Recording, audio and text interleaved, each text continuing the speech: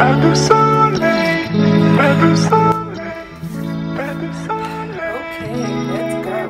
Oh, and I was like, can I actually keep up with all of these things that are going on? That we use and the language that we bring to our understanding of creativity really matters. And you're like, is there space for all of us? But when I was looking at the videos that were the most popular, overcoming depression, which I'll put over here, was one of the most popular videos, as well as the one on mourning during COVID. And I realized there's a desire for people to look into others' lives and to see how they deal with difficult parts of their life. That's next week's episode. That should be juicy. Okay, let's go. So, I'm returning to YouTube. Words I did not think that I would have to say out loud and to people, but here I am.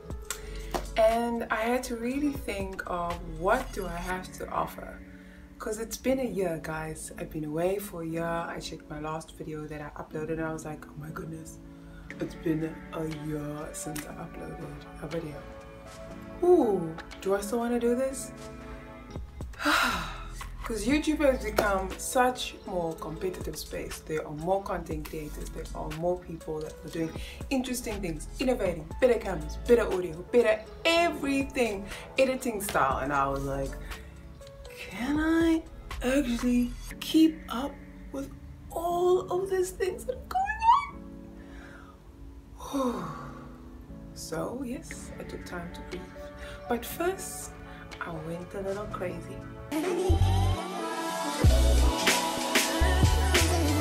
So, to keep you guys entertained, I'm also going to do a little bit of get ready with me. So if you see me come back with a little more makeup on, that's for entertainment value. And I was thinking, am I too old to be a YouTuber? And I was like, wait, that's not it. Because I have a couple examples of people who are older who have started a YouTube channel. And as long as I have a clear objective, they find their following. And so let me be completely transparent, guys. There were also things happening in my life.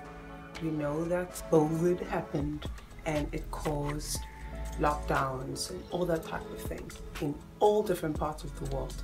So I was worrying about money. I was worrying about, you know, this YouTube thing is going to take a while to take off. Can I actually invest this time? Could I be using my time more wisely so that I can take care of my responsibilities? That was a thought too. And with that, when I thought, okay, this can really work. If I focus on it, it can become a business. And that took all the fun out of it. Because when I started, I was just excited to like do something new, and I was making it fun and light and trying to put a little comedy in it and like, you know, really entertain the people while sharing a story and hopefully growing representation about content creators that are talking about mental health topics and talking about how families can be stronger just by showing me and my mother having difficult conversations online. That was the focus.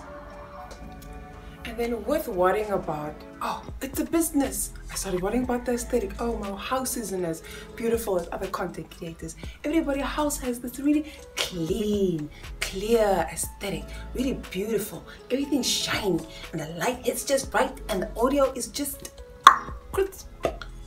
But mine, you know, I only have this and I only have that. And that just got into my head. Hence, guys, I went a little woo-hoo.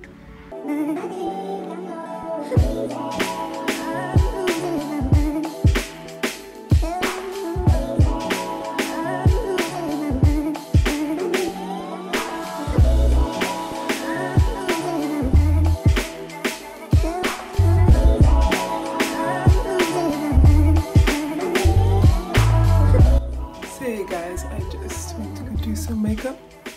The ladies love the makeup. Yeah, so while I continue talking about returning and, you know, what is really helping me through this, showing up better. So I think the first time around when I started my YouTube channel and I was making content, I really thought, the more casual the better, the more authentic. But at the same time, I loved how I looked when I was a little polished. It also felt like a little more respectful to the viewer. And I'm not saying those who don't, you know, do the face of makeup and do their hair and things like that are being disrespectful. But I've just decided this is how I want to show up for my audience, how I want to build this brand called The Joy Seat. And that's just me. That's my choice that I've made. I just wanted to share that with you guys. Showing up in a way that makes me feel good is a way that also helps me to make content so much better.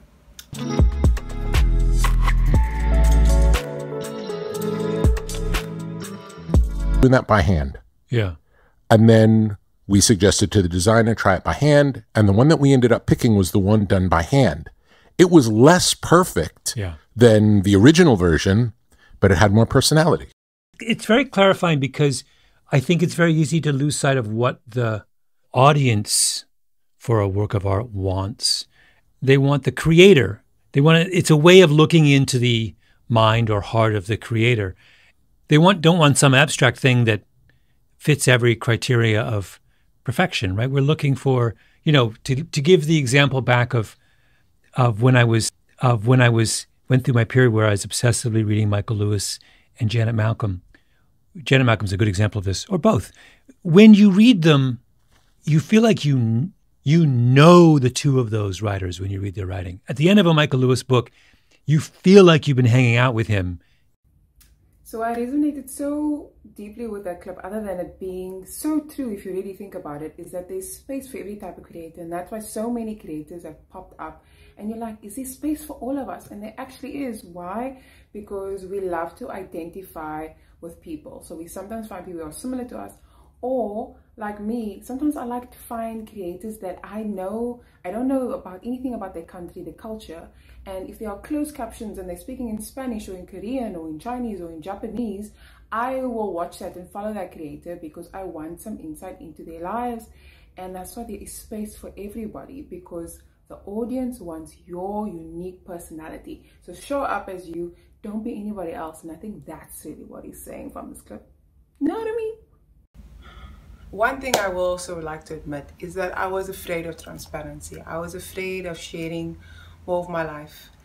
But when I was looking at the videos that were the most popular, Overcoming Depression, which I'll put over here, was one of the most popular videos, as well as the one on mourning during COVID. And I realized there's a desire for people to look into others' lives and to see how they deal with difficult parts of their lives. And that's what I want to give you guys if you need it.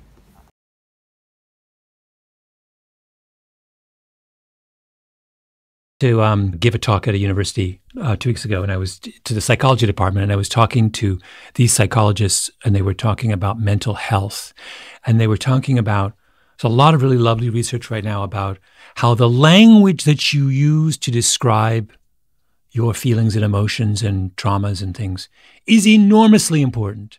To describe something this way or that way is not a difference in style. It is actually a difference in the way that you are processing, understanding, recovering, all those kinds of things.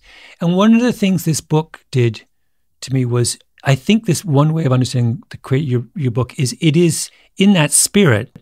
The categories that we use and the language that we bring to our understanding of creativity really, really matters. Like in that section, I love this, that I love so much about when you're talking about all the ways you can jog someone out of being stuck. When you're stuck, you don't think you can be jogged out by some change in your setting but in truth, you can. You remain acutely sensitive to the influences of your environment. So the essence, I feel, of this clip is that the language we use to speak about our traumas and the things that have happened to us is so, so important. I found this gave me so much power and so much clarity when I used the right words to describe what was going on, or that I could name it even, because the part that kept me stuck in my depression is that I didn't know what was going on. There was no one to speak about it with, no one to have conversations so that I could name the things and the thoughts that were going through my head. Everything felt so unknown and confusing because I didn't have the words for it. And when I found the right words for it, and when I also along the way gently and patiently corrected the attitudes towards those feelings and all of these things that were confusing me and causing my depression, I was more and more empowered by using the correct language. And now I'm so much more aware of using the correct language and correcting myself if I backtrack and use the wrong language to describe my feelings, my traumas, because it does affect, like he mentions, your processing. And if psychologists are noticing this, this is something that we as a general population should notice too and definitely adjust. Yeah.